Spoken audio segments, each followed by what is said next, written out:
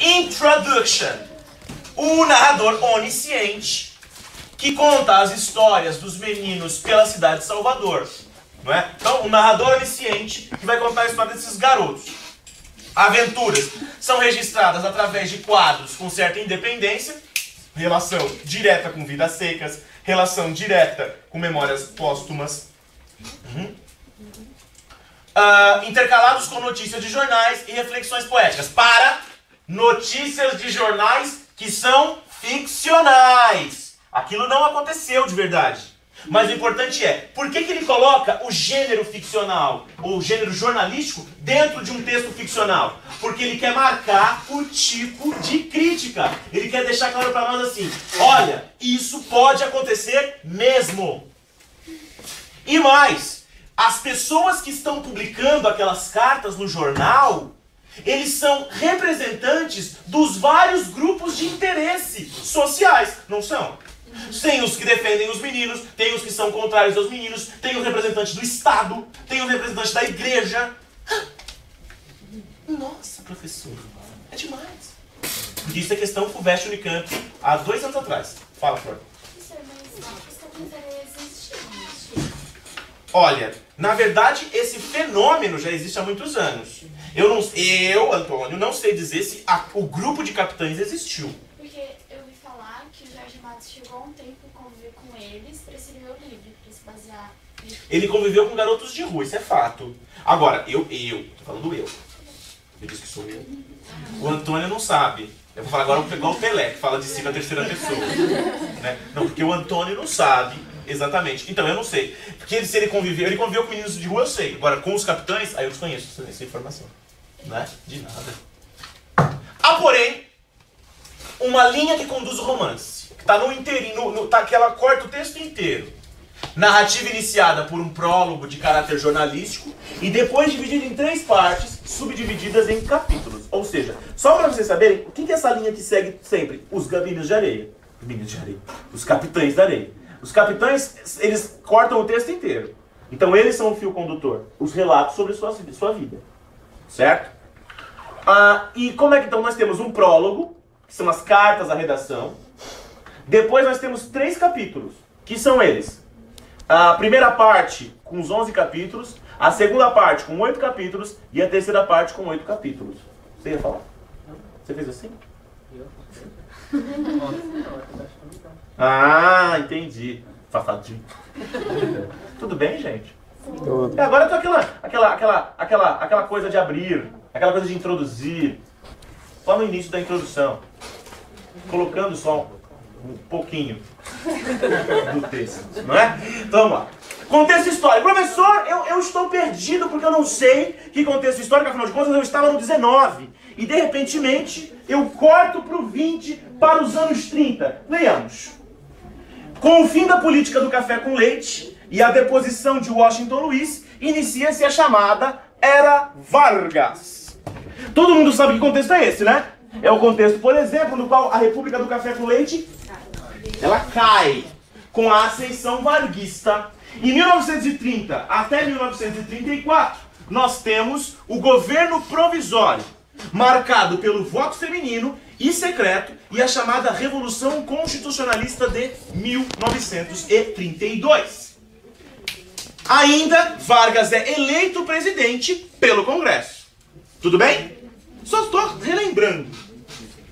De 34 a 37, apresenta o governo constitucional. Uma nova Constituição, portanto, é lançada e surge o chamado Plano Cohen. Vargas se isola de vez no poder. Por isso que eu chamo essa época aqui de era, estrito sensu, era Vargas. Não é? 1937 a 45, já estou falando do Estado, ali daquele período do Estado Novo, né? Período da ditadura de Vargas. O Estado Novo, né? Censura e perseguições, desenvolvimento industrial, participação do Brasil na chamada Segunda Guerra Mundial, que é decisivo para o fim dessa mesma ditadura. Por quê? Porque na verdade o que estava sendo combatido não era justamente o fascismo, mas o governo varguista era absolutamente de caráter fascista. Logo, ele entra em crise. Certo? Tudo bem, gente?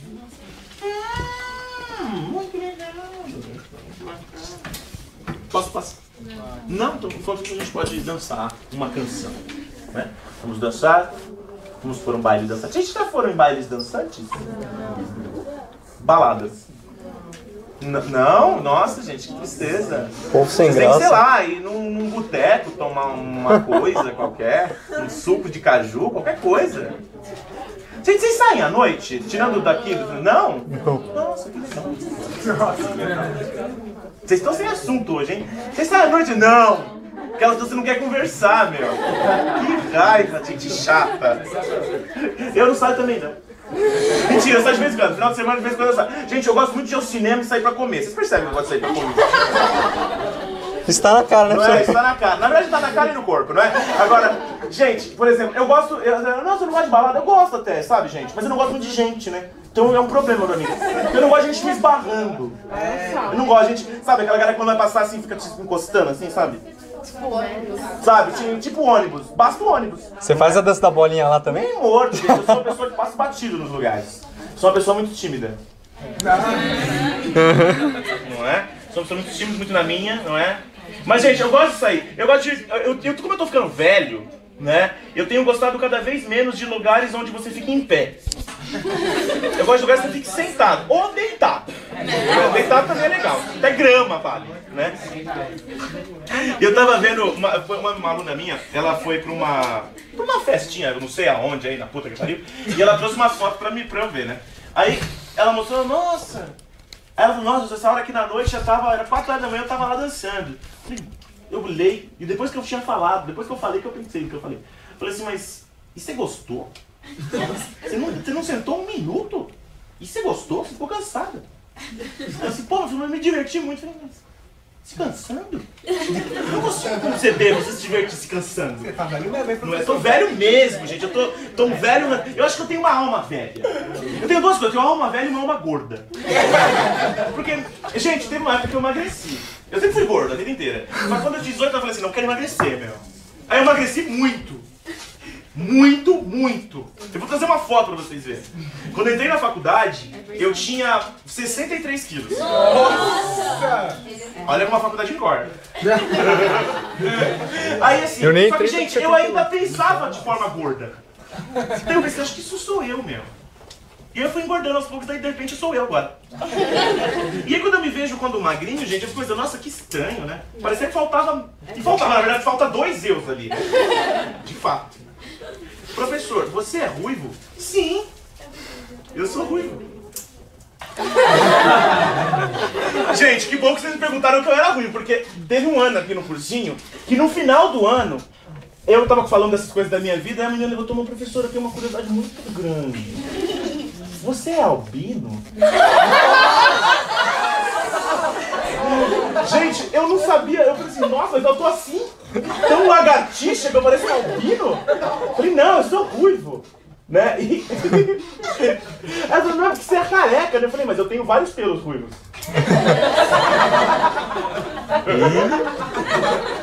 Eita.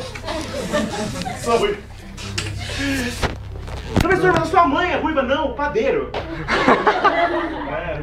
Nem minha mãe nem meu pai são ruivos, você acredita? Mas o sogreiro, o padeiro. Vizinho. É, o vizinho. Gente, eu tenho uma irmã, né? Minha irmã é mais velha. E ela é ruiva também. Não, daí seríamos de vários padeiros, né? Pelo menos é o mesmo. E a minha irmã, ela não gosta de ser ruiva. Ela nunca gostou. Só que o ruivo dela é ruivo vermelhão, assim. E o cabelo dela é bem enroladinho. Sabe, por exemplo, já assistiram aquele desenho, Valente? Ela é aquilo ali, né? Aquela cara lá. Só que minha irmã é feia.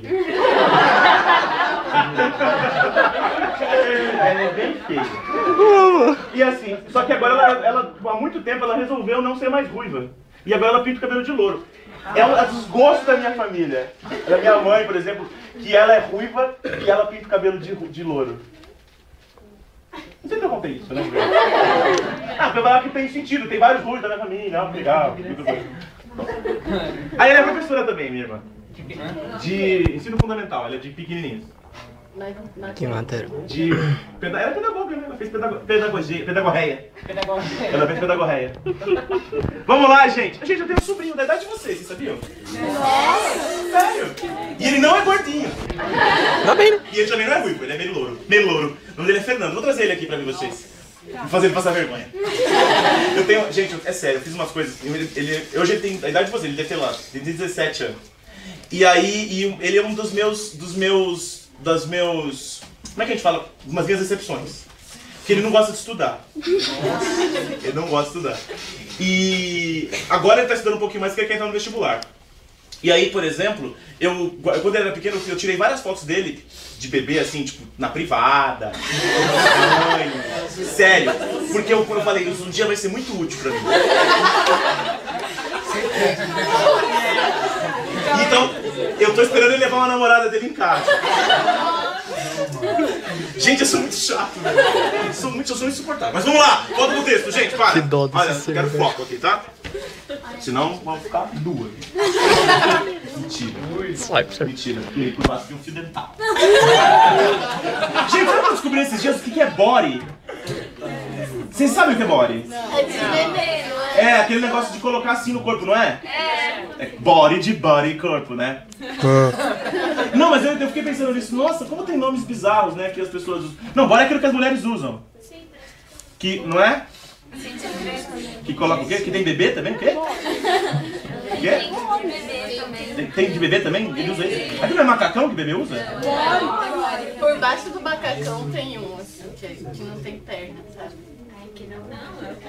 Mas pra que tem aqui pra que serve aquele negócio? Pra mim, é claro, saco de batata. Saco de batata. Gente, pra mim bebê tinha que ser enrolado no pano. Bebê tinha que ficar sempre nu. Não, sério, meu. Pra que bebê usa roupa? Não, bota um pano assim, enrola no pano. Tem várias coisas que eu fico pensando também. Não é? Sério, gente, vamos pensar nisso agora. Bebê tinha que andar nus. Andar não, né? Que bebê não anda. Eu ia ter que ficar nus, que é tão mais confortável. E eu pensei assim, você vai ter que usar roupa a vida inteira. Então quando você beber, que você fique pelado. Não é? Pô, vamos curtir o momento. Eu não me lembro de andar peladinho, assim. Eu não tenho memória de peladinho. Mas acho que essa é uma coisa bem legal. Vocês seriam naturistas? Sim. Eu Sim, sim. você seria? Sim. Eu não, eu ia ficar desconfortável. Mas se todo mundo de casa. Ah, mas gente, não só porque todo mundo. Pelo amor, imagina todo mundo nu aqui. Ah, pessoal. Não, eu ia não. Você ia ficar. Eu ia ficar no mínimo constrangido. Não é? Ai, caralho. Credo. Não é por isso. Eu não sei porque eu tô falando isso, mas eu não vou falar, vou terminar agora. Eu termino. E assim, eu ia ficar pelo menos assim, eu ia ficar muito nojinho. Por exemplo, eu ia ter que andar com uma toalhinha. Tipo, vou sentar. Você vai, por exemplo, no banco, senta no banco pra você sentar. Eu ia. Que nojo, meu. Eu tenho nojo do negócio do busão. Eu tenho, meu. Eu tenho muito. Gente, aquilo ali deve ser mais sujo do que, sei lá, privada. Não é muito sujo. Mas eu acho que mais sujo é aquela cordinha, sabe aquela cordinha?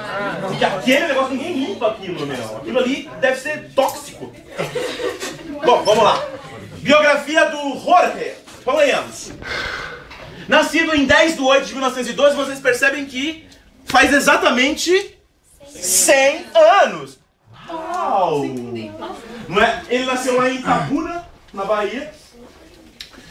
Em 22. Ah, só pra lembrar. Ele é filho do João Amado de Faria e da Eulália Leal Amado. Em 1922, ele vai criar um jornalzinho chamado A Luneta. Vocês podem perceber, se em 22 ele cria um jornalzinho, olha quantos anos ele tinha. Ele cria um jornalzinho. Em 31, ele vai fazer faculdade de Direito, ali na Universidade do Rio de Janeiro, ou Universidade do Brasil, atual UFRJ, certo? E vai escrever nessa época o seu primeiro livro, chamado O País do Carnaval. Em 32, ele vai se aproximar da militância de esquerda e vai lançar o livro Cacau.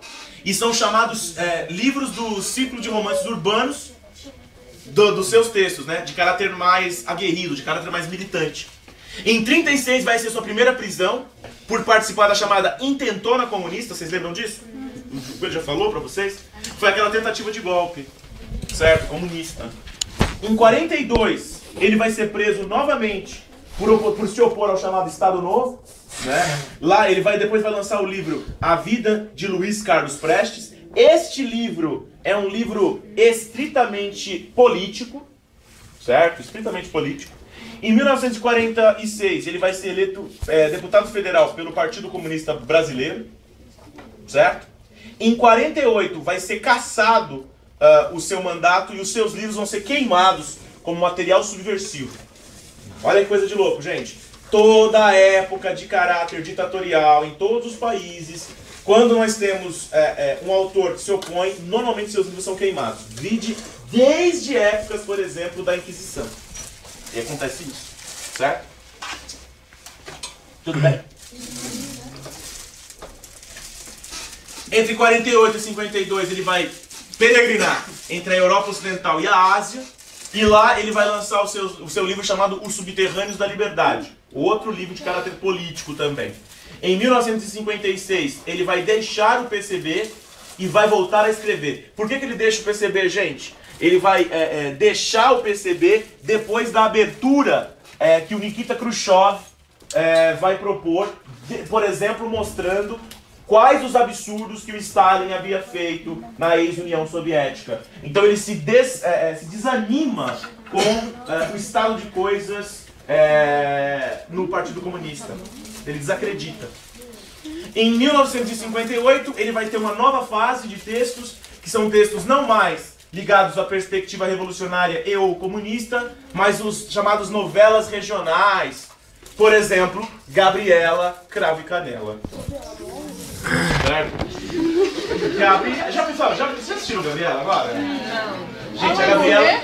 Hã? Ela vai morrer? É esse livro aqui.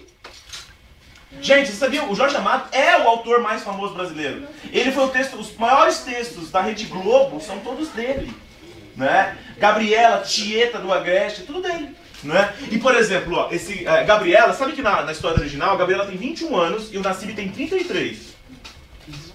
Gente, aquela mocinha lá não tem 21 anos. E aquele senhor não tem 33. Não é? Inclusive, eu cheguei à conclusão de que a Gabriela, ela tá fazendo uma personagem que tem deficiência mental. Gente, por exemplo, o contexto é aquele machismo e coronelismo, já perceberam? Beleza, tal. A mulher é um objeto na mão do homem naquele contexto, ok. Aí o Nassib, Gabriela, nós temos que nós casar. Aí ela, mas casar pra quê, Nassib? Casar pra quê? Tô tão bem assim. Gente, essa mulher vivia onde? Numa bolha? Ela tá vendo lá que todo mundo só quer ela pra usá-la. Não é? E assim, e aí o cara oferece casamento e ela fala uma asneira dessa. Só que a maneira com que ela fala é tão inocente que beira o especial. Não é? O especial. E assim, é muito complicado. E por exemplo, eu acho que é um texto muito bom, diga-se de passagem. É um texto muito legal. Né? E assim, mesmo assim, eu acho que a série não tá ruim, de todo ruim. Ela é legal também, né? Se a gente compara com as novelas de maneira geral, ela é bem melhor. Ela vai morrer, professor? Quem? Eu não posso contar, né? Não. Gente, ó, só pra dizer pra vocês, a Gabriela é uma personagem que existiu, né? E ela era, de fato, uma ótima cozinheira mesmo. E ela no texto lá, ela fica subentendido que ela é muito bela, muito sensual, mas antes de tudo ela era uma grande cozinheira, não é? E, inclusive, era famosa na região de Ilhéus.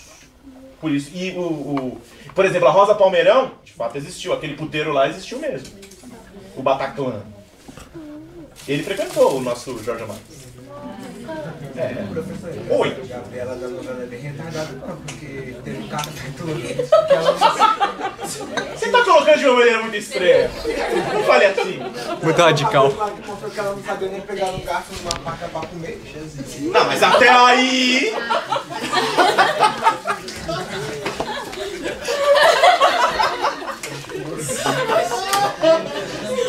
Então, mas gente, ó, o fato dela não pegar no fato com a garfo com a faca é porque ela não tinha costume, isso aí tudo bem, não é, isso não é um detalhe. Eu tô falando do comportamento, mas vamos voltar aqui a coisa aqui, né? Então vamos lá. Ica. Gente, eu lembro dessas coisas que eles me falam aqui, eu dou risada sozinho. Vocês são muito bons. Em 1961, ele vai ser eleito para a Academia Brasileira de Letras. Em 7 de março de 87, vai fundar lá a Casa de Jorge Amado, que existe até hoje, lá em Salvador. Falece em 6 de agosto de 2001, na cidade de Salvador. Ele que era casado com uma escritora também, chamada Zélia Gattai, que tomou o lugar dele logo que ele morreu na Academia Brasileira de Letras. Certo? Não tomou, no sentido, é minha. Ela foi eleita.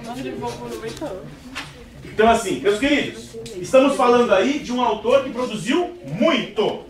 Até o surgimento de do Paulo Coelho, o nosso autor mais famoso fora do Brasil, e com certeza com maior qualidade ele ainda fora do Brasil, é o Jorge Amado. Por exemplo, as histórias sobre, por exemplo, a sensualidade, a mistura, o carnaval, por exemplo, a maneira, os santos, isso é conhecido no mundo por causa dele, certo? Por causa do Jorge Amado. E até hoje ele tem uma importância muito grande fora do Brasil, certo? Bom, quais são as suas obras? Nós temos alguns grupos de textos que vocês vão entender, que são as partes dos textos dele. Por exemplo, romances proletários. Quando eu falo romance proletário, é um tipo de romance que vai refletir sobre o proletariado, na perspectiva comunista, né? Na perspectiva comunista. Livros como Cacau e livros como Suor, certo? Livros todos muito bons, certo? Depoimentos líricos ou sentimentais. Jubiabá, Mar Morto, que é ótimo, todos viraram série de TV, tá? Todos. E Capitães de Areia. Lembrando que Capitães eu também enquadraria não só como retratos líricos e sentimentais, mas também proletários. Certo? Outros livros são escritos de pregação partidária, ou seja, políticos. O Cavaleiro da Esperança, O Mundo da Paz, não é? A história de Luiz Carlos Prestes, todos eles são de caráter partidário. É comunista isso aqui, literalmente. Tem outro grupo de textos considerados os melhores dele, que são dos chamados Ciclo do Cacau, que ele vai refletir sobre o coronelismo cacaueiro, certo? Dos produtores de cacau. Porque a gente costuma pensar no coronelismo dos produtores de açúcar, mas ele vai falar daqueles produtores de cacau, que inclusive ainda existe esse mesmo coronelismo, certo? Não acabou. Terras do Sem Fim, Cacau e São Jorge dos Ilhéus. Certo? Senhor, ali não era Capitães da Areia? Escrevi errado. É da areia. Só para lembrar, eu tenho uma última fase dele, que eu nem coloquei ali, que são os chamados de textos de exotismo ou sensualismo. Por exemplo, Gabriela Cravo e Canela, Tieta do Agreste, que são os livros, por exemplo, mais famosos dele. Eu posso dizer sem muita dificuldade que tem um Jorge Amado antes de Gabriela e um Jorge Amado depois de Gabriela. O Jorge Amado depois de Gabriela é o Jorge Amado que vai ser muito bem recebido pela mídia. Antes de Gabriela vai ser o Jorge Amado que vai ser perseguido pela política. Certo? Isso é importante saber. Só que há quem diga, e eu sou uma das pessoas que dizem, a parte dele, diante de Gabriela, é melhor. Os textos são mais profundos, mais críticos. Os outros são bons, não deixa de ser bom. Mas ele tem uma perspectiva, um tanto que ele vai tratar desse exotismo, da sensualidade da mulher, de maneira muito intensa. Como se só fosse isso. Entendeu? Então, olha lá. Vamos pensar no enredo e nas personagens do Capitães da Areia. Vamos lá. Pedro Bala, João Grande, Professor, Pirulito, Sem Pernas, O Gato, Boa Vida, Volta Seca, Padre José Pedro, Dora, Dalva, João de Adão e vários outros, tais como Barandão e etc. Lembra desses? Sim. Todos esses aqui são personagens importantes, certo? Se você não lembra de algum deles é porque você não leu. Tem que lembrar, certo?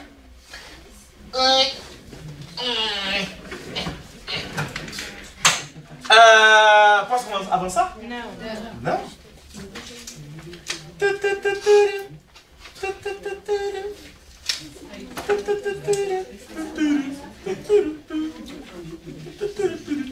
Pode agora? Não. E agora pode? Não. Gente, tô com uma dor de estômago. Eu comi muito mesmo. Comi um torresmo agora. Gente, tô aqui com vontade de comer. Nós também, professor. Torresmo é bom, hein, gente? Macarrão é bom também. Pizza é bom também. Mas churrasco é melhor. Gente, eu acho que assim, se eu fosse pra uma ilha e só tivesse churrasco, eu acho que eu ia ficar feliz ali. Comer churrasco de manhã, Eu morria feliz. tarde, de noite. Gostei. No pico. Eu ia morrer em segundos ali, né? Fato. Pode? Pode. Gente, mas o gostoso, olha, o gostoso é a gordurinha. Não é não. É sim, gente, mundialmente famoso. Por exemplo, se você faz uma picanha sem gordurinha, é como se você estivesse comendo uma sola de sapato. É uma sola. Tempo cronológico. Vamos ver. Primeira parte, tempo cronológico. Depois eu vou falar do tempo psicológico. Olha a passagem. É aqui que mora o chefe dos capitães da areia, Pedro Bala. Desde cedo foi chamado assim, desde seus 5 anos. Hoje tem 15. Há 10 vagabundeia nas ruas da Bahia. Olha só quando ele coloca essa marca do tempo, não é? O narrador marca o andamento da narrativa, fazendo referência à passagem dos dias, evitando que a narrativa se fragmente. Leiamos. Olha como ele vai marcar o dia, passando. Sob a lua, num velho trapiche abandonado, as crianças dormem. Hoje à noite é alva em frente ao trapiche. Faz 2 dias que ele não come, pobrezinho.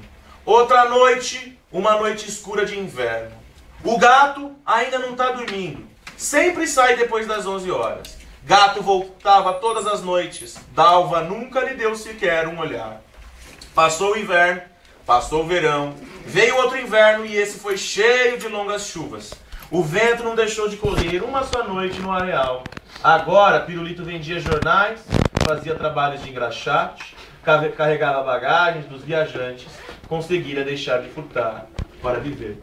Vocês percebem que há uma marcação temporal ali, mas ele não diz uma data específica, porque ele não precisa, né? Mas há uma marcação cronológica. Mas vamos ver que não é só ela. Nós temos também um tempo psicológico. No mais fundo do seu coração, ele tinha pena das desgraçadas de todos. Pirulito buscava isso no céu, nos quadros de santo, nas flores murchas que trazia para Nossa Senhora das Sete Dores. Mas o sem pernas não compreendia que aquilo pudesse bastar. Não queria o que tinha Pirulito, o rosto cheio de exaltação. Queria alegria, uma mão que o acarinhasse, alguém que com muito amor o fizesse esquecer o defeito físico e os muitos anos. Nunca tiveram uma família. Gente, essa passagem é tristíssima, né? E de súbito tem medo de que nessa casa sejam bons para ele. Não sabe mesmo por quê, mas tem medo. Se recorda que ainda é uma criança. Esquece sua vida de pequeno batedor de carteiras, de dono de baralho marcado, de jogador desonesto. Esquece de tudo. É apenas um menino de 14 anos com uma mãezinha que remenda sua camisa. Gente, nesses momentos nós percebemos que não há aqui uma concepção cronológica. É o apagamento da cronologia e é justamente só o que eles estão pensando que importa. A gente chama isso de monólogo interior. Certo? É uma das coisas que vão estar presentes também em Vidas Secas. Certo? Você não sabe necessariamente se são eles ou os narradores que dizem isso, ou o narrador. A gente chama isso então de discurso indireto livre. Certo? Também vai ser utilizado aí. Tudo bem, gente?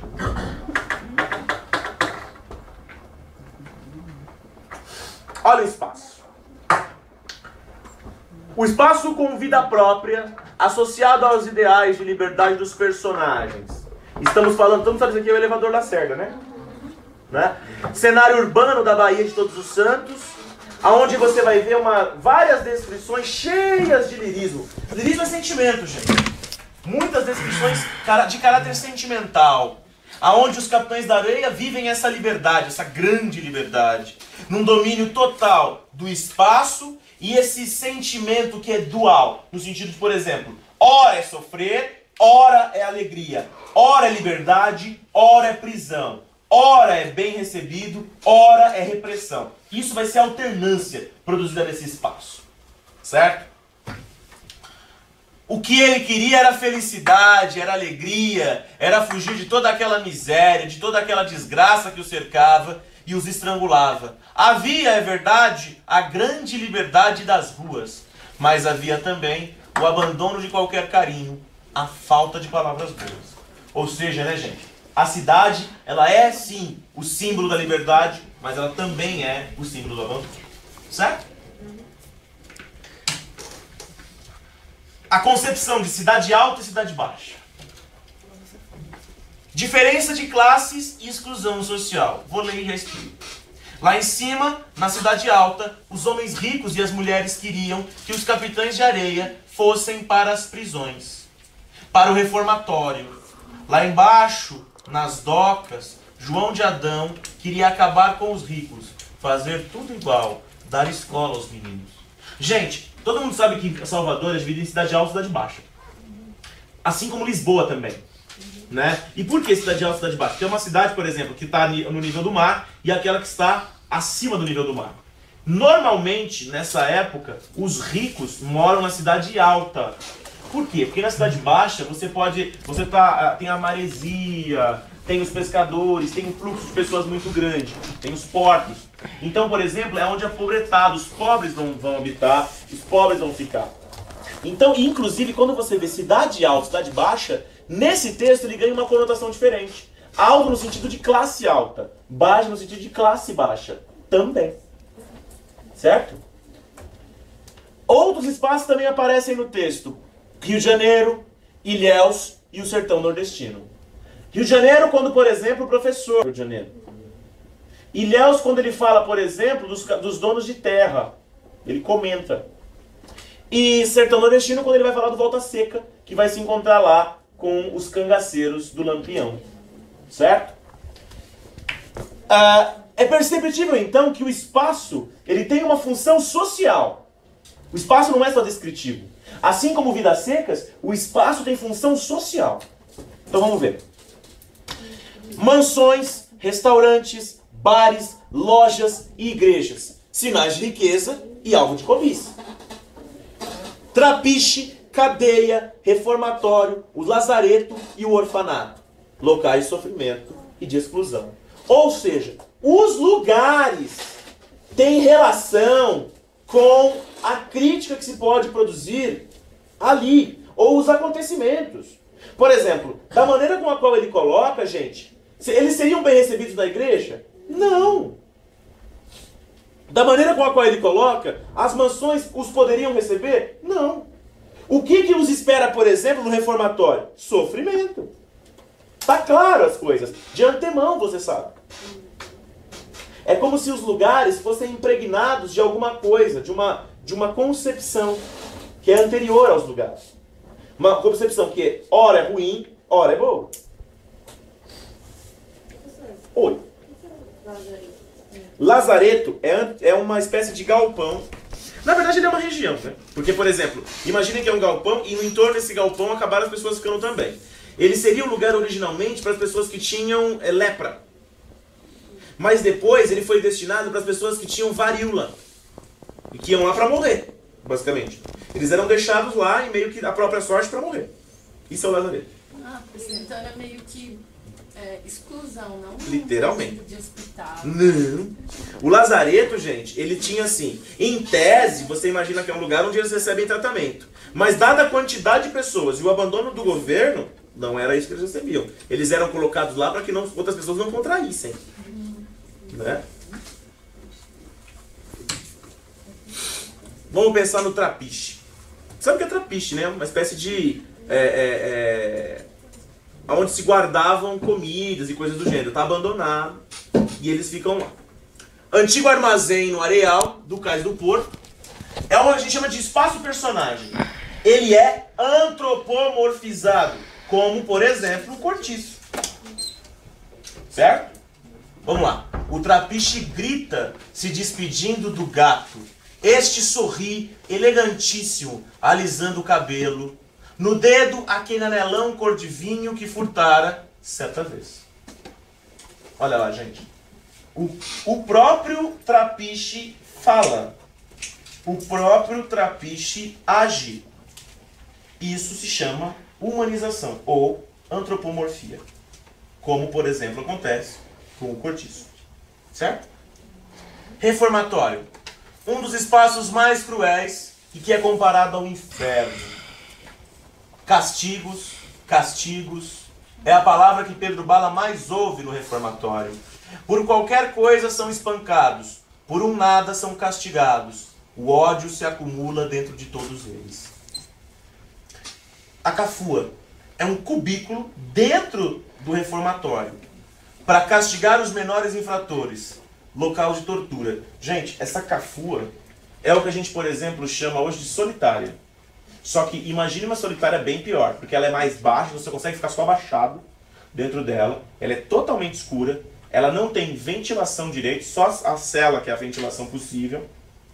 E normalmente ela tinha uma infiltração constante, uma goteira que ficava caindo. Tanto que, por exemplo, o Pedro Bala, quando ele fica nessa cafua mais de uma vez, ele sai de lá quase morto. Quase morto. Não é? E lembra que isso é um reformatório, era para criança. Isso aí. Tá? Não estou falando de uma cadeia. Se é que a gente pode falar disso numa cadeia. Não é? O orfanato.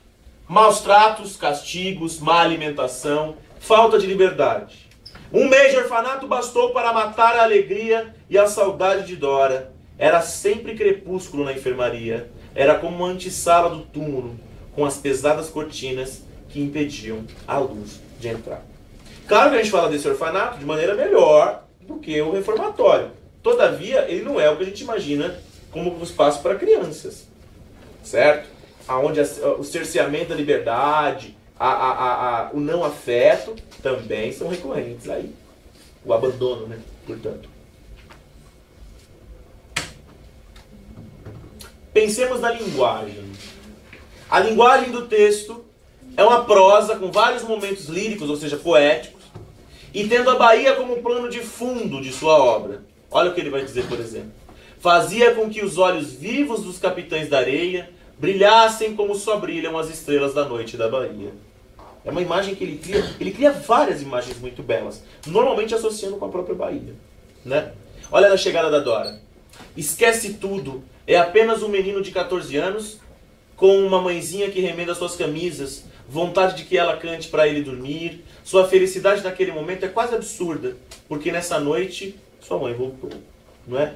Gente, ele constantemente faz isso. Que é assim, eles são sim meninos ladrões, eles são sim meninos contraventores que matam, que estupram, que roubam, mas que também são crianças, que são frutos de uma sociedade que é excludente, que os produziu assim, porque a única maneira de sobreviverem é assim, né? Uma lei antes da lei, que é a lei do cão, certo? Então, por exemplo, constantemente no texto você vê uma oposição entre a ser criança e, por exemplo, ser ladrão e adulto. Não é? Isso é uma coisa que alterna no texto, é bastante forte. Momentos de angústia. E são as várias perguntas retóricas que vocês vão ver no texto. Quanto tempo durará a escuridão? E a agonia de Dora? Será que ela agoniza também? A cara do diretor parece um lado do rosto de Dora. Vem torturar sua agonia ainda mais? Em vários momentos vocês veem essas perguntas, gente. Você não sabe se essa pergunta é necessariamente do próprio João Bala, do próprio personagem Pedro Bala, se é do próprio personagem ou se é do narrador, né, que se questiona com relação aos acontecidos. E isso é discurso direto livre também, certo? Pensemos no próprio discurso direto livre. Pensar em levar tantas crianças a Deus, crianças extraviadas, será que elas tinham culpa? Ai de quem faça mal a uma criança. Fazia concessões? Sim, fazia. Senão como tratar com os capitães da areia? Não eram crianças iguais às outras, eram como homens, se bem fossem crianças. Isso é o pai de José Pedro falando, né? Na verdade não é ele falando, isso é o narrador falando por ele. Porque o José Pedro tinha uma linguagem muito restrita também. O José Pedro, gente, ele é quase um Fabiano. Né? Claro que com uma articulação muito maior, mas pensando na sua incapacidade de articular, que mesmo sendo maior que o Fabiano, ela era muito pequena, eu relaciono aí. Então ele não podia fazer essas questões. É o narrador que faz, mas ele cola na figura dele. Né? Então a gente chama isso de discurso indireto livre. Eles vão ser, no texto também vai ser vários momentos no qual vão ter expressões populares. Por exemplo, nós quer, eu tava, ela bateu a caçuleta, no sentido de ela morrer. Ou seja, são expressões populares que são contra a língua formal, gramática formal culta. Mas a questão é, mais importante do que ser a favor da língua formal, é comunicar. Não é que o Jorge Amado não sabia escrever bem, gente. Ele sabia e sabia muito bem. Mas quando ele usa uma expressão dessas, ele tem um motivo. Ele quer que o texto dele fique mais oral, menos formal, mais parecido com a fala cotidiana. Certo? Também vai ter vários termos da região da Bahia. Por exemplo, rodar no sentido de matar. Certo? Está nem, no sentido de tô sem dinheiro. Bleforé, que é bar. E várias outras. Certo? Tem várias expressões que são típicas da região de Salvador, por exemplo, daquela época, é claro. Né? E a temática principal do livro, que é a do menor abandonado. Nunca se esqueçam. Se por um lado a revolução ela é base do texto, pelo outro o menor abandonado e a crítica a esse processo é a outra base. Leiamos. O homem não gostou da coisa, se deixou possuir por uma grande raiva, levantou-se da cadeira e deu 2 pontapés no professor. Um atingiu o menino nos rins e ele rolou pela calçada gemendo. Olhou o desenho, semi-apagado, seguiu seu caminho ainda com as mãos nos rins. Ele quisera agradar o homem, merecer uma prata dele. Tivera 3 pontapés e palavras brutais. Essa cena é muito pesada. Que o menino, na verdade, faz um desenho para agradar um homem e o homem espanca ele. Mas xinga e espanca. Tu tá roubando um companheiro? O outro estou calado, coçando o queixo ferido. Pedro Bala continuou. Amanhã tu vai embora. Vai ficar com a gente de Ezequiel, que vive roubando um dos outros. Essa é aquela cena que aquele companheiro rouba e ele expulsa ele do grupo. Né? Criando uma nova lei. Aí você vai pensar, pô, mas isso não é bom? Só que, eles, gente, o nome dessa lei é a lei do cão, né? A lei que esses meninos vivem é uma lei do cão. No sentido de, indiferente às individualidades, é uma forma de sobreviver. Certo? Por exemplo, se por um lado eles são contrários ao roubo entre colegas, eles não são contrários ao roubo. Se por um lado eles não são contrários, eles são contrários, por exemplo, ele é contrário ao estupro, à relação homossexual, que por si só já é um problema, né? Para aquele contexto, eles não são contrários ao estupro. De meninos para com meninos. Vocês já repararam que eles estupram? Vocês leram o texto, né? Então essa lei é uma lei do cão, gente. A gente não pode dizer que isso aí é uma lei elevada, daqueles que vão ser a nova sociedade. Só por isso não se justifica. Entendeu? Por quê? Porque no momento que eles são deixados a seu bel prazer, a sua sorte, eles estabelecem as leis individualmente, né? E essas leis nem sempre são as mais justas e humanas. Né? Pedro Bala arrancou a pederastia de entre os capitães da areia, como um médico arranca um apêndice doente do corpo de um homem. Todo mundo sabe o que é pederastia, né? Não. É o sexo anal, e normalmente associado a homens.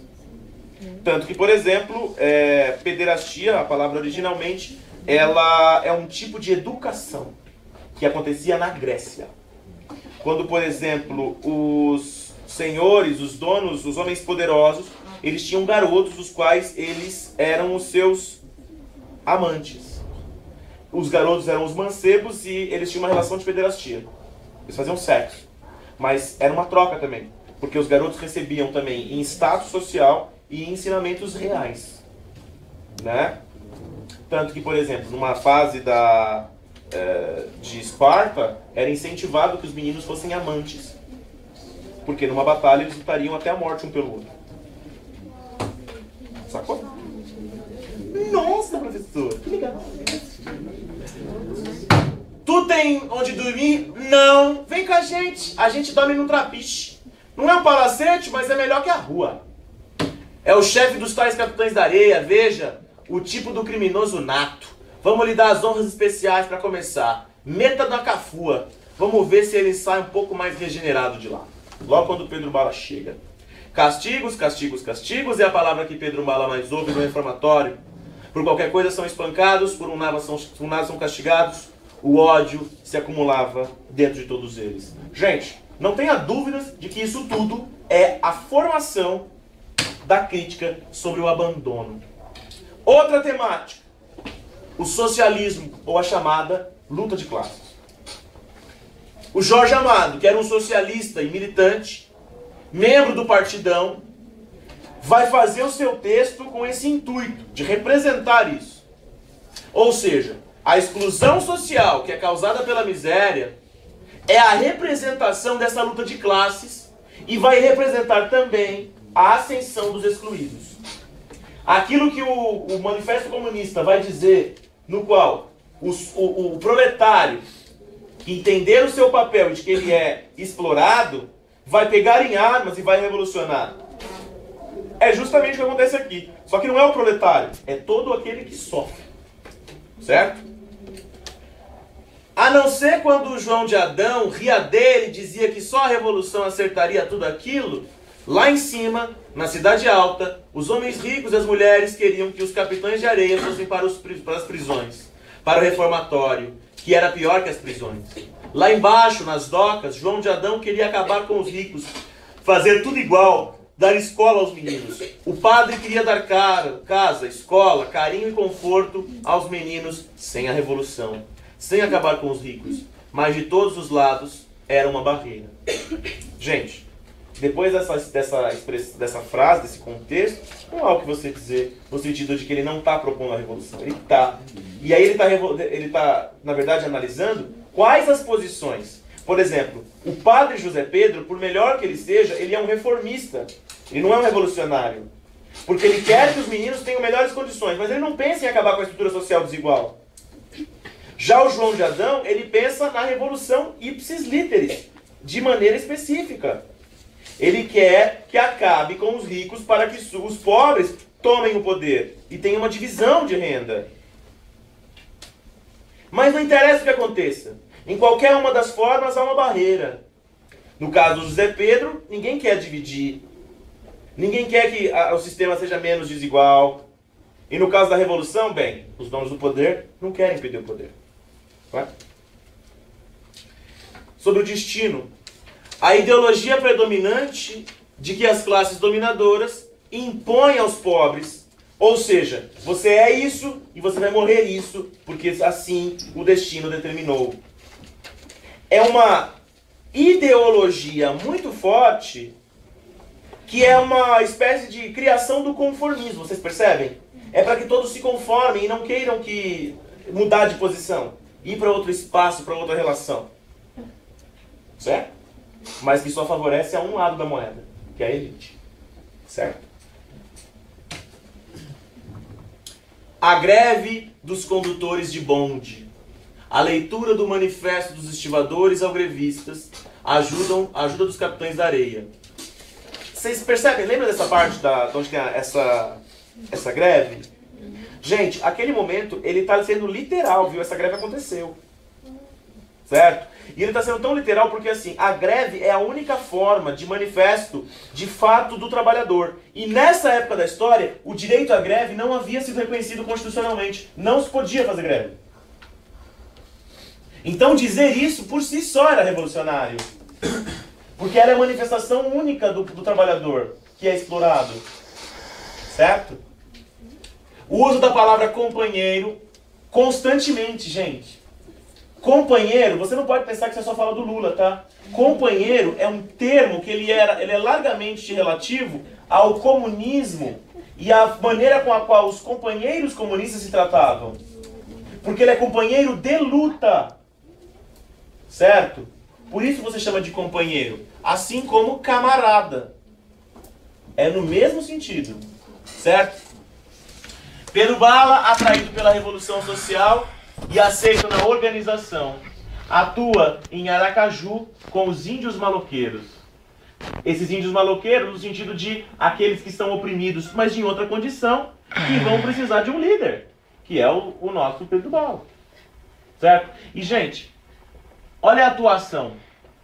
E no dia, essa parte é a parte que mais está claro que, isso aqui, que o Pedro Bala é o exemplo do chamado proletário. Já explico. E no dia em que ele fugiu, em inúmeros lares, na hora pobre do jantar, rostos se iluminaram ao saber da notícia.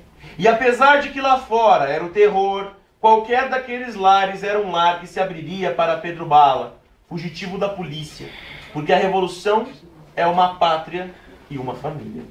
Gente, não há o que dizer. A revolução é imparável nessa concepção. A revolução acontecerá. E Pedro Bala é a representação do revolucionário. Porque ele é filho do quê? Ele é filho dessa classe oprimida. Ele é aquele que vai se manifestar. Ele é aquele que vai entender o seu papel social e vai sair de um processo chamado alienação. O Marx, ele diz que um dos grandes impedimentos para que aconteça a revolução é uma coisa chamada alienação do trabalho. Que é, de forma muito simplificada, que o trabalhador, na verdade, ele acha que o trabalho é natural, que a exploração é natural e que talvez um dia ele assuma a posição do dono do trabalho. A exemplo, você trabalha na telemarketing, você ganha um salário mínimo. Só que você acha que um dia você vai ser supervisor, superintendente e diretor. E você acha então que o seu trabalho é absolutamente necessário. Por isso você nem falta. Só que o nome disso é alienação. Porque na verdade você é altamente substituível. E na essência, você não será aquele que vai chegar no topo. Aliás, você pode até ser. Mas eu não posso dizer que isso é para todos. O sistema vive da ideia de que todos serão aqueles que vão chegar no último ponto. Só não serão se não forem capazes. Isso é alienação do trabalho. Então o Pedro Bala, assim como o trabalhador que tem uma coisa chamada conhecimento, ele não é mais um alienado. Ele então vai lutar pela revolução. E todos vão entender o seu papel disso e vão auxiliar. Porque a revolução é uma família. Entenderam? Entenderam? É claro, ele é literal isso, gente.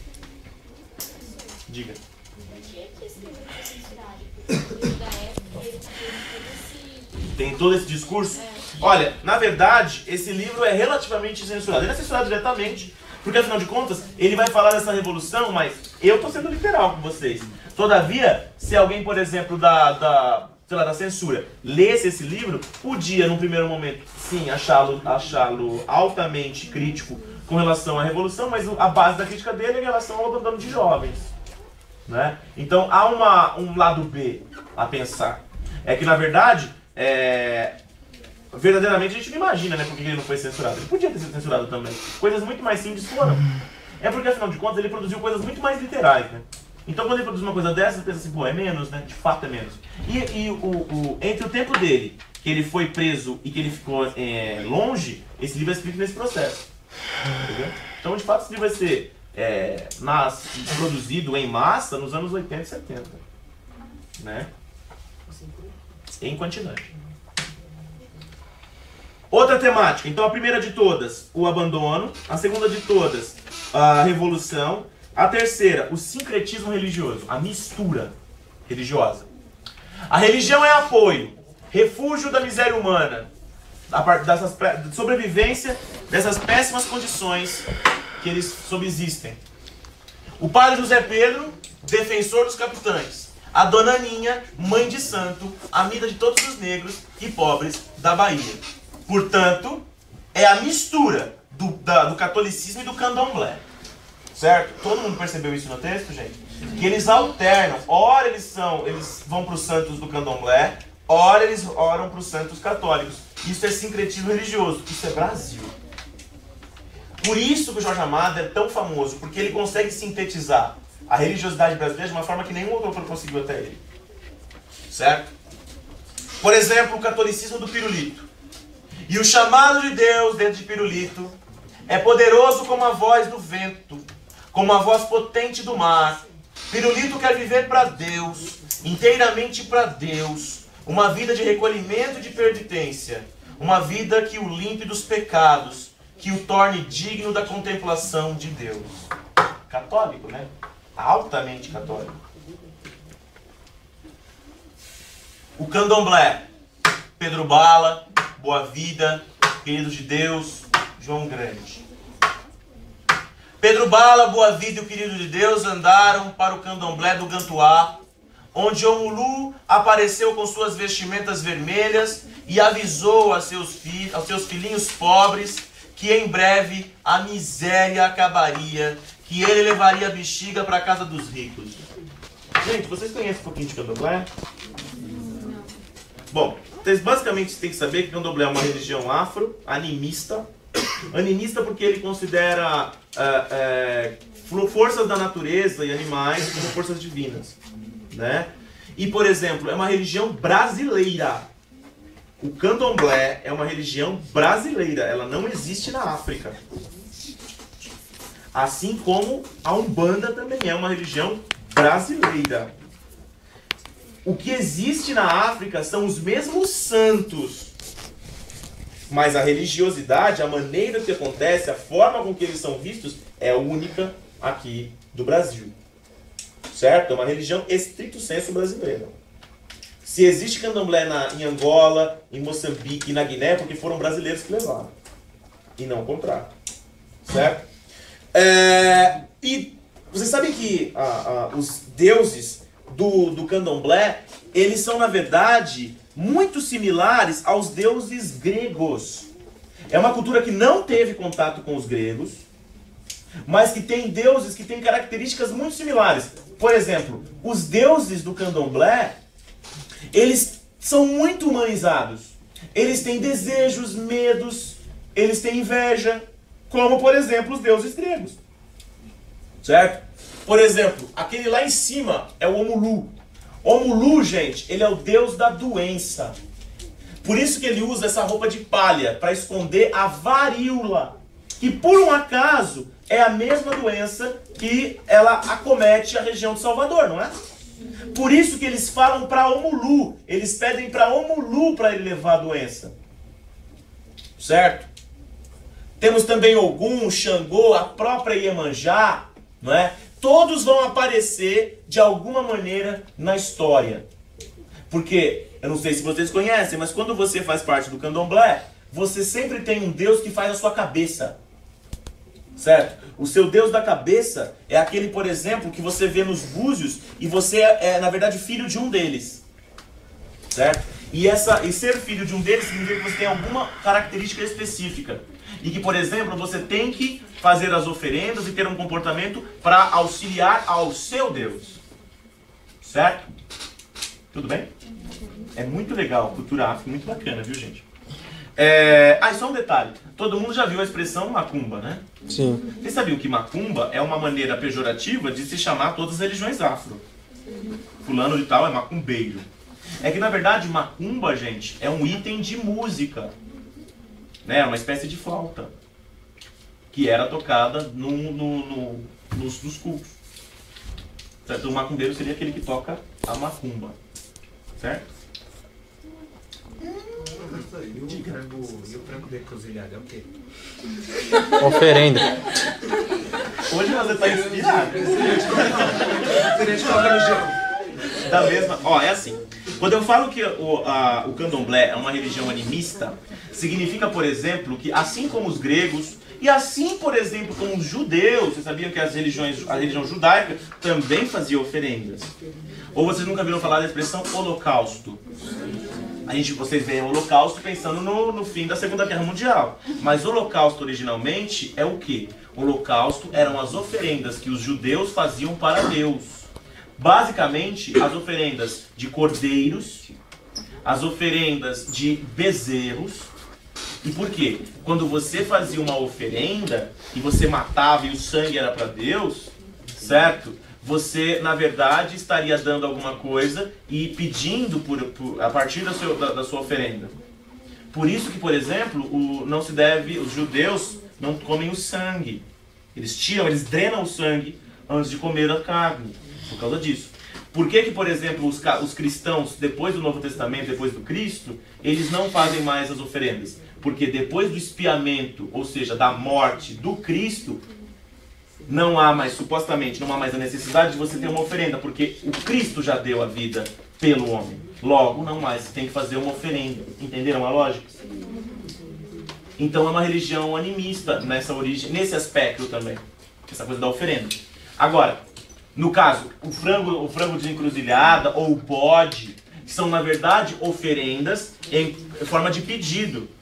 Se pede aos deuses e se mata os animais, oferecendo o sangue primordialmente e a sua carne e as comidas para os santos, em troca de auxílio, de proteção, de ajuda.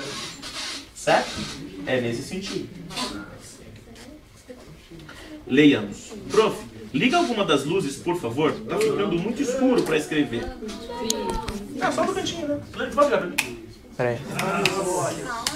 Nossa, é complicado isso aqui, professor. Aí. Melhorou. Tudo bem, gente? Alguém que já foi num culto? O irmão é quem ficou cego. Gente, é muito louco, gente. É da hora, tem que ir. Você é brasileiro, pô. Você não é indiferente, não dá medo não, gente, é sério. E assim, gente, tem uma coisa muito legal. Que são as músicas.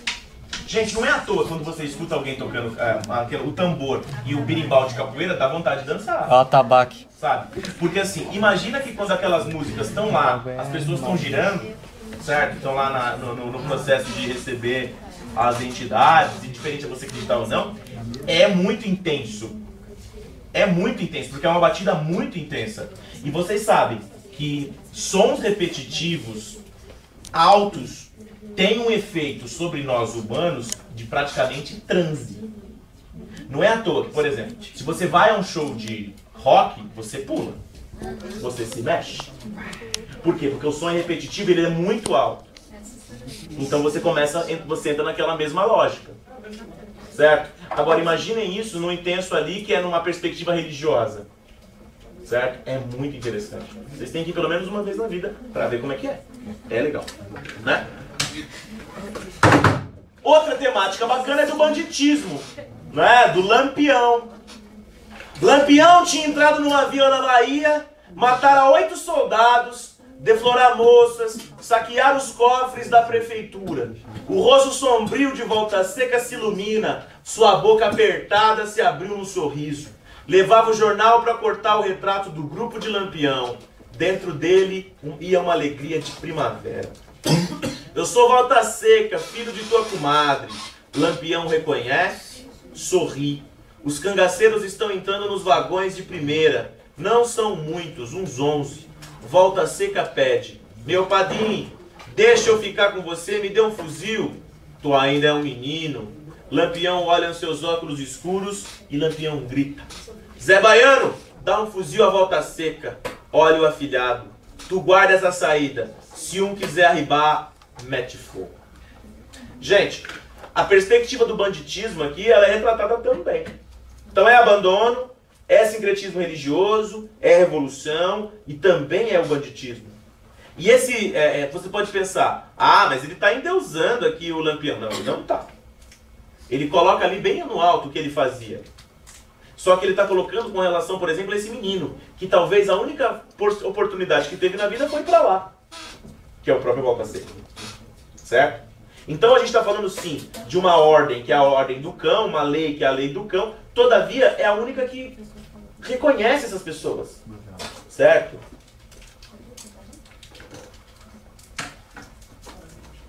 A própria temática da exclusão social e da varíola.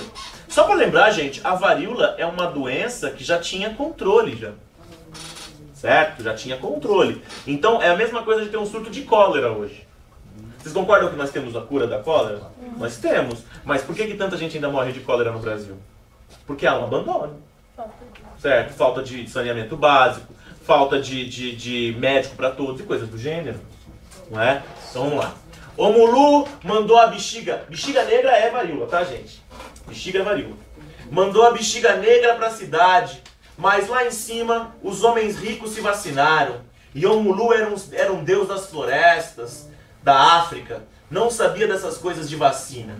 E a varíola desceu para a cidade dos pobres e botou gente doente, botou negro cheio de chaga em cima da cama. Então vinham os homens da saúde pública, metiam os doentes num saco, levavam para o lazareto distante. As mulheres ficavam chorando porque sabiam que eles nunca mais voltariam. Imagina, gente, que tem uma cena de um livro, não sei se já leram José Saramago, o ensaio sobre a cegueira. Tem uma passagem que é muito parecida com isso, que é quando as pessoas têm uma cegueira, aquela cegueira branca, eles são levados para um galpão. É a mesma ideia. As pessoas, na verdade, não vão ser tratadas, vão ser levadas de lá para não passar para mais gente. Então, provavelmente eles vão morrer lá. E as pessoas sabem disso. Certo? Diga. Então, mas eles voltam, na verdade, por mera sorte. As pessoas, a maioria ia para morrer. Não, mas ele foi curado, não foi? Da doença. Olha, a varíola, ela tem graus de intensidade. Nos últimos graus de intensidade, ela mata, né? Então acontece o quê? As pessoas que conseguiram, alguns conseguem se curar, mas muitos deles ainda têm os danos físicos que a varíola deixa. Sabe que um dos danos mais comuns da varíola é a pele toda furada. Por exemplo, a Marcela, do Memórias Póstumas de Brás Cubas, teve varíola, que é a bexiga. Você pegou as bexigas, é isso aqui, ó. O rosto, principalmente o rosto, as costas, o corpo, fica todo furado. Sabe, como espinhas infeccionadas. Certo? Esses meninos normalmente ficaram com a mesma coisa, mas são muito poucos. Se a gente pensa na maioria, a maioria morreu, né? E assim, eles se curam mais ou menos pela sorte, porque o governo não tem um plano de vacinação. Que é um absurdo, né, gente? É esse o absurdo retratado. Como que o governo central não vacina, sabendo que é uma doença que mata tanto? Porque são os pobres. Por esse motivo. Vocês percebem ali, gente, que ele foi muito irônico. Quando ele fala, Omulu trouxe a varíola para matar os ricos. Mas os ricos se vacinaram. E Omulu não tinha como saber, porque ele é um deus das florestas, né? Ele não sabe como que essas coisas acontecem. Né? E aí foi matar os pobres. Isso é tão interessante porque é o seguinte, o Jorge Amado era um ateu. Ele era comunista, gente. Uma das perspectivas do comunismo é que você é ateu. Por quê? Porque a perspectiva marxista é de que a igreja é o ópio do povo. A fé é o ópio do povo. Por quê? Porque a fé, nos mais diversos locais, estou falando de acordo com a ótica marxista, é claro, ela serviu para falsear a realidade e para impedir que os pobres se rebelassem. Né? Então você troca a sua vida terrena por uma possibilidade de vida, por exemplo, uma pós-vida. Você aceita. E você se conforma com a exclusão social. Nesse sentido. Só que no caso do Jorge Amado, ele não é assim crítico com relação à igreja. Ele acha que a fé, ela tem uma função de ser. Uma função de ser que ela faz com que as pessoas se organizem, ela faz com que as pessoas tolerem o sofrimento, ela permite que as pessoas se revoltem. Certo? Ela dá a ideia de identidade coletiva. Certo? E ele não está falando da igreja católica, ele está falando de toda a igreja. Ele fala isso do candomblé, ele fala isso da católica, ele fala isso de qualquer igreja. Certo? Então, a epidemia de varíola e as consequências, né? Onde supostamente a religião está justificando a coisa. Os atabaques tocavam nos terreiros para aplacar a ilha de Omulu, oferendas de toalhas de seda, brancas e bordadas. Isso é interessante, gente, porque essas oferendas de Omulu são oferendas, por exemplo, no sentido de que ele não mais mate por causa da varíola. Certo? É uma perspectiva religiosa. O medo da contaminação e o preconceito vai causar o preconceito pelas pessoas doentes. Só no trapiche alguns vão ser recebidos. Por exemplo, a menina e o menino, gente, a Dora e o seu irmão. Eles vão chegar e só lá que eles vão ser recebidos, o Fuinha e ela. E eles, por quê? Porque os pais deles morreram de varíola. Então é certeza de que, por exemplo, eles iam ter a doença. Mas não importa, lá no trapiche eles foram recebidos. Em nenhum lugar receberam. Certo? As pessoas tinham medo. O drama de consciência e o medo do pecado. Para o pirulito, por exemplo, era uma punição, gente, de Deus, essa doença. Olha lá. O pirulito se abraçou com um quadro de Nossa Senhora e disse: vamos rezar todo mundo, que isso é um castigo de Deus para os pecados da gente. a gente peca muito, Deus está castigando, vamos pedir perdão. É uma concepção religiosa, gente. E olha, essa concepção religiosa é típica do catolicismo. Que é a ideia, por exemplo, do minha culpa, apenas minha culpa, totalmente minha culpa. Né? É o mea culpa que a gente fala. Por isso que quando você vai confessar para o padre, você tem que primeiro dizer pequei, não é? Você tem que dizer que a culpa foi sua, não tem? Porque isso é o mea culpa. Certo? Você tem que fazer isso. O lazareto, lugar horrível, sem condições de tratamento e sobrevivência. Era uma espécie de campo de concentração. Certo? Dora, a filha de Bexiguento, aonde vai sofrer basicamente o preconceito por ser filha de Bexiguento. Né? Por ser filha de alguém que teve varíola. No morro, sua mãe tinha saído num caixão, seu pai metido num saco. Sentiu que a cidade era sua inimiga, que apenas queimara os seus pés e a cansara. Aquelas casas bonitas não a quiseram. Voltou curvada, afastando com as costas das mãos as lágrimas. Certo? Gente, é muito triste quando ela começa a peregrinar pelas casas buscando trabalho. Primeiro porque ela é uma criança e ela está buscando trabalho numa casa. E segundo, que ela não é aceita pelo fato de ter uma família que teve uma doença que não tenha controle. Não é porque eles quiseram que eles tiveram uma doença. Não é? Mas aí que tá. A exclusão ela se dá em todos os níveis. Certo? E lá, no Trapiche, que ela vai ter a solidariedade, mas também é um local que ela vai vir a morrer. Né? No final, essa desintegração, né? Eles vão deixar, os líderes vão sair do grupo, mas o grupo continua. Não é? Daí vamos lá. O Sem Pernas ele vai se matar antes de ser capturado pela polícia que o odeia, que ele odeia. O professor vai partir para o Rio de Janeiro para se tornar um pintor de sucesso. E vai se entristecer tremendamente com a morte da Dora. Ele que era apaixonado por ela. Né? O gato se torna um malandro, tá? Não é uma. É um malandro de verdade, abandonando eventualmente sua amante Dalva e passando por Ilhéus. Certo? Então assim, só para vocês pensarem, esses aqui vão ter esses destinos. Gente, o personagem que eu particularmente acho com a maior carga de significação é o Sem Pernas. Certo? O Sem Pernas é aquele de maior profundidade de todos. Certo? Ele não é tão esquemático quanto o Pedro Bala, tão heróico quanto o Pedro Bala. Ele vê problema.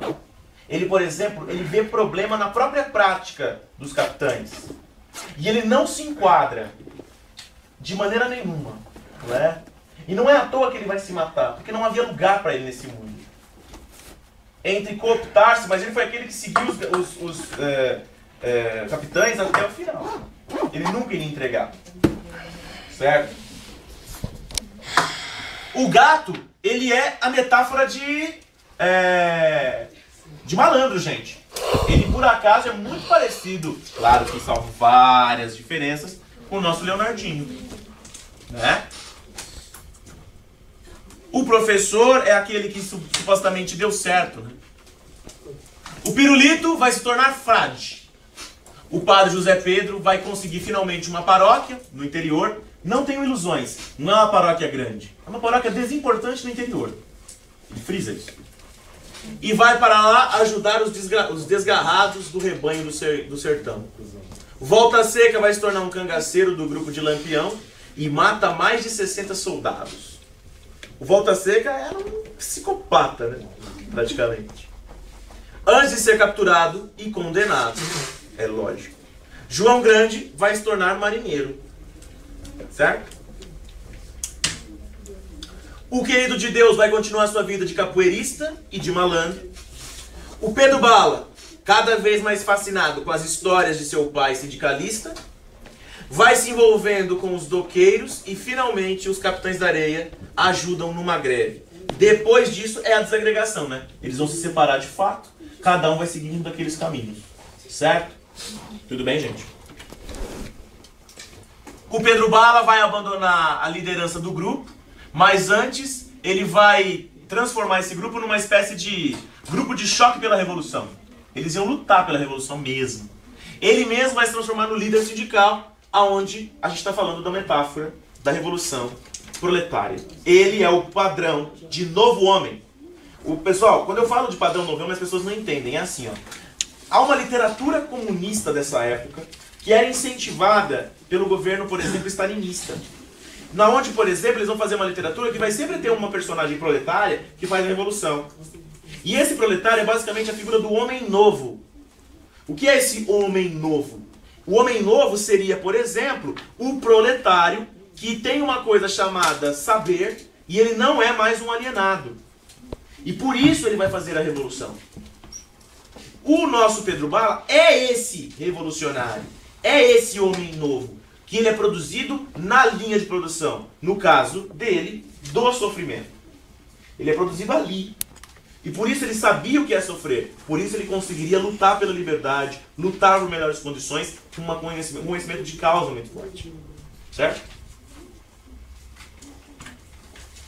Importante.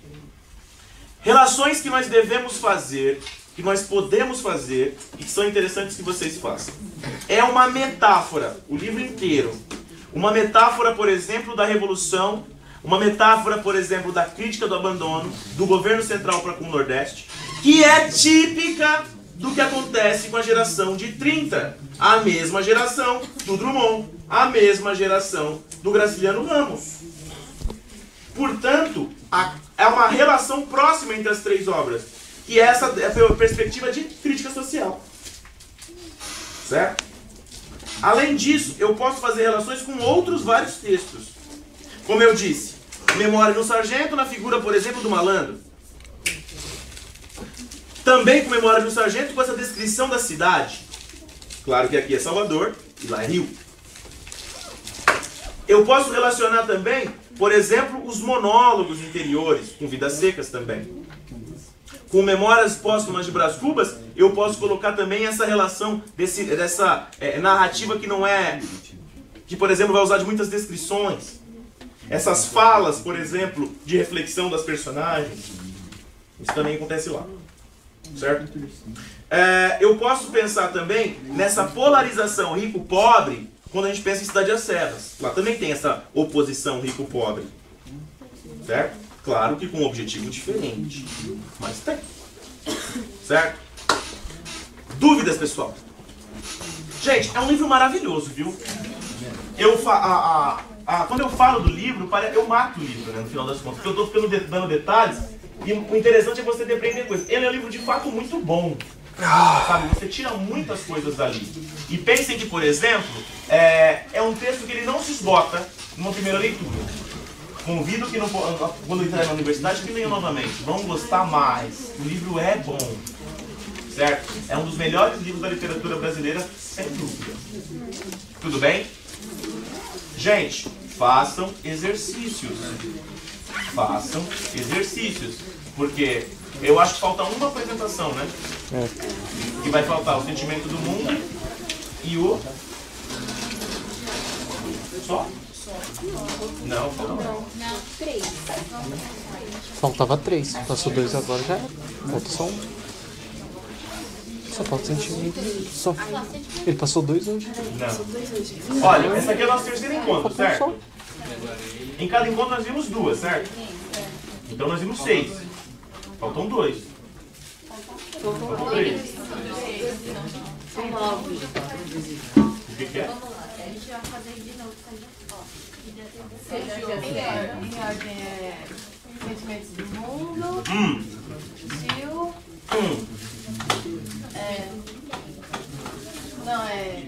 Viagem à Minha Terra, Tio, Memórias, Cidade das Serras, as 2 memórias. Credo, que bem. Professor, falta um só. Porque eu postei vídeo 3 vezes na internet já. Foi as 6 vezes que você fez. Foi os 6 livros que você fez, 6 primeiros. Daí mais 2 hoje. 8. Daí vai ter 6 com hoje, não é? Não, 8 com hoje. Mais um só. Então foram 4 encontros. Foram. Nossa, gente, como o tempo passa nesse diverte. Entrevista. Só para ver. Foram porque o primeiro tava lá no fundo. O segundo o Cris gravou. O terceiro foi semana passada que eu dormi aqui. E o quarto hoje. Eu tô filmando tudo essa porra.